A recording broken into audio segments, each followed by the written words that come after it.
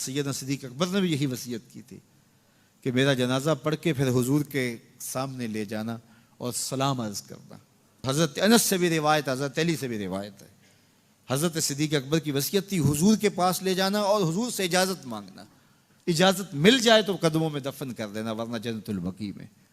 تو حضرت علی المرتضیٰ اور حضرت انس روایت کرتے ہیں کہ ایسا ہی ہوا کہ ہم نے جنازہ اٹھایا، پڑھا اور پھر حضور کے مواجہ انور کے سامنے رکھ دیا اور سارے ہاتھ باندھ کے عرض کرتے یا رسول اللہ ھذا ابو بکر یستاذنک، اے اللہ کے پیارے محبوب صلی اللہ علیہ وسلم، یہ ابو بکر ہیں، آپ سے اجازت طلب کرتے ہیں، آپ کی قربت میں دفن ہونے کا شوق ہے، ہمیں کیا حکم ہے؟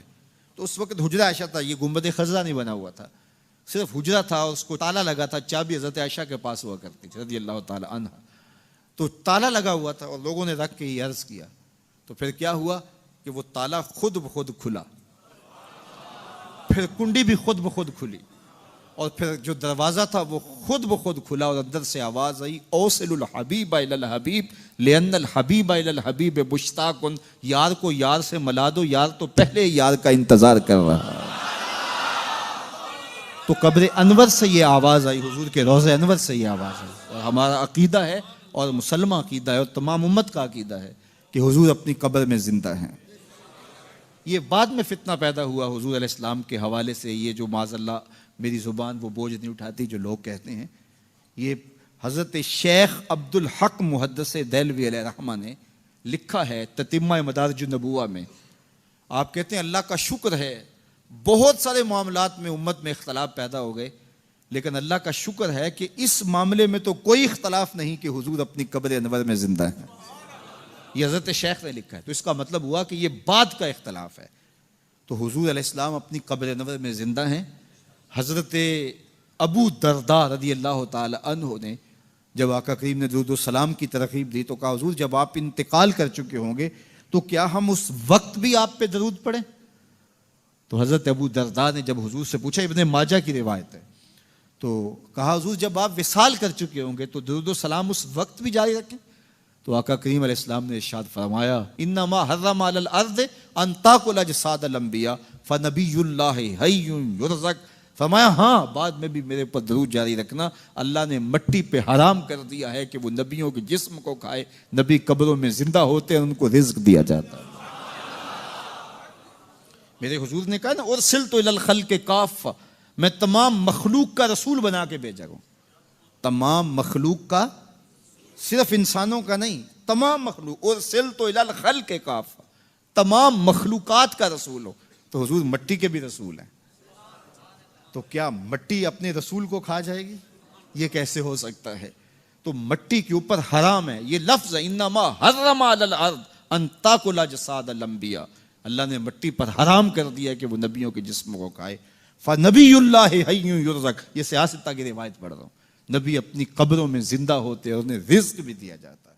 بنو سلمہ نے مسجد کے قریب گھر لانے کی مشاورت کی کہ ہمارے گھر مسجد نبوی سے کچھ فاصلے پر ہیں، تو ہم ایسا کرتے ہیں کہ اپنی رہائشی مسجد نبوی کے قریب لے جاتے ہیں تاکہ مسجد میں جانا آنا آسان ہو۔ تو آقا کریم علیہ السلام کو جب خبر پہنچی کہ بنو سلمہ قبیلہ اپنے گھر مسجد نبوی کے قریب لانا چاہتا ہے تو حضور نے ان کو بلا کے فرمایا کہ اے بنی سلمہ تم وہیں رہو، اپنے گھروں کو شفٹ کرنے کی ضرورت نہیں ہے، تم جتنے قدم چل کے مسجد میں آتے ہو اللہ اتنا ہی ثواب عطا کرتا ہے۔ ایک روایت میں آتا ہے کہ جب کوئی شخص مسجد کی طرف چلتا ہے اور دایاں قدم اٹھاتا ہے تو دائیں قدم کے بدلے میں اس کے نامہ اعمال میں نیکی لکھ دی جاتی، اور جب وہ بایاں قدم اٹھاتا ہے تو بائیں قدم کے صدقے سے اللہ تعالیٰ جل شانہ اس کے نامہ اعمال سے گناہ مٹا دیتا ہے۔ تو وہ چلتا رہتا ہے، ایک قدم پہ نیکی لکھی جاتی ہے، ایک قدم پہ گناہ مٹتا چلا جاتا ہے، اور اللہ اپنی خاص رحمات اس کو نصیب فرماتا ہے جو مسجد کی جانب سفر کرتا ہے۔ یہ خیر البقاء ہیں، یہ مقدس دھرتی ہے، اور اس کے احکام پھر باقی زمین کے ٹکڑوں سے الگ ہو جاتے ہیں۔ وہ جگہ جو مسجد کے لیے وقف کر دی جائے پھر وہ جگہ خاص کر دی جاتی ہے۔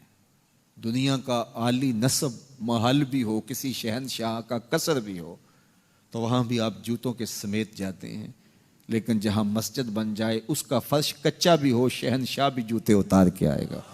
یہ اللہ کے گھر کی عزت ہے، یہ تکریم ہے۔ ان کو بیت اللہ کہا گیا ہے، یہ اللہ کے گھر ہیں، یہ پاکیزگی کی جگہ ہیں، اور ان کو تعمیر کون کرتے ہیں؟ جو اللہ اور پچھلے دن پر ایمان لاتے ہیں۔ اور ایک روایت میں آتا ہے جس نے تتر کے گھونسلے کے برابر بھی مسجد کی تعمیر کی۔ ہمارے دیہاتوں کے لوگ اچھی طرح جانتے ہیں کہ جو تتر کا گھونسلہ ہوتا ہے وہ ایک پوری اینٹ کا بھی نہیں ہوتا، آدھی اینٹ کے برابر تتر کا گھونسلہ ہوتا ہے۔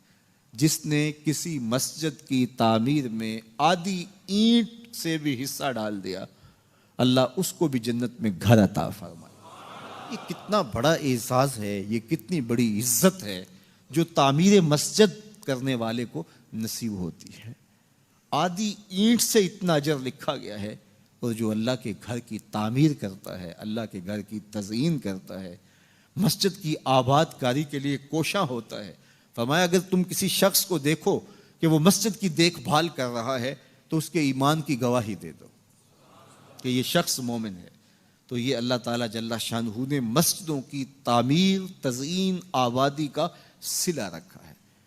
ان کے احکام الگ رکھ دیے گئے۔ اعلیٰ حضرت عظیم البرکت امام اہل محبت امام الشاہ احمد رضا خان فاضل بریلوی علیہ رحمہ فرماتے ہیں مسجد میں اتنے زور سے قدم رکھنا کہ دھمک پیدا ہو، یہ مسجد کے آداب کے منافی ہے۔ تم اللہ کی بارگاہ میں ہو، یہاں قدم بھی سنبھل کے رکھو، تمہارا قدم اس زور سے نہیں پڑنا چاہیے۔ آپ کو لہسن کھا کے، مولی کھا کے اور پیاز کھا کے مسجد میں آنے سے روکا گیا ہے۔ کیوں؟ کہ اس کے اندر سمیل ہوتی ہے، بدبو ہوتی ہے۔ فرمایا جس طرح تم تکلیف محسوس کرتے ہو اس طرح اللہ کے فرشتے بھی تکلیف محسوس کرتے ہیں۔ تو اس لیے مسجدوں کے اندر خوشبو لگا کے آنا چاہیے۔ ہمیں سفید لباس پہن کر کے مسجدوں میں آنے کی تلقین کی گئی۔ اور لباس بھی جائز ہیں، لیکن فرمایا کہ مسجدوں کو زینت دو سفید لباس سے، اور اپنے مردوں کو سفید کفن انہیں پہناؤ، اور مسجدوں کو بھی سفید رنگ سے، سفید لباس سے زینت بخشو۔ تو مسجدوں کو زینت دیں، مسجدوں میں خوشبو لگا کے آئیں، دایاں قدم آگے رکھیں، مسجد میں داخل ہوتے ہوئے اتنے زور سے نہ چلیں کہ دھمک پیدا ہو، مسجد میں آواز بلند نہ کریں سوائے اللہ کے ذکر کے، مسجد میں دنیا کی باتیں نہ کریں، مسجد کی چھت پر بغیر ضرورت شرعی جانا منع کر دیا گیا ہے۔ یہ مسجد کے آداب میں سے ہے۔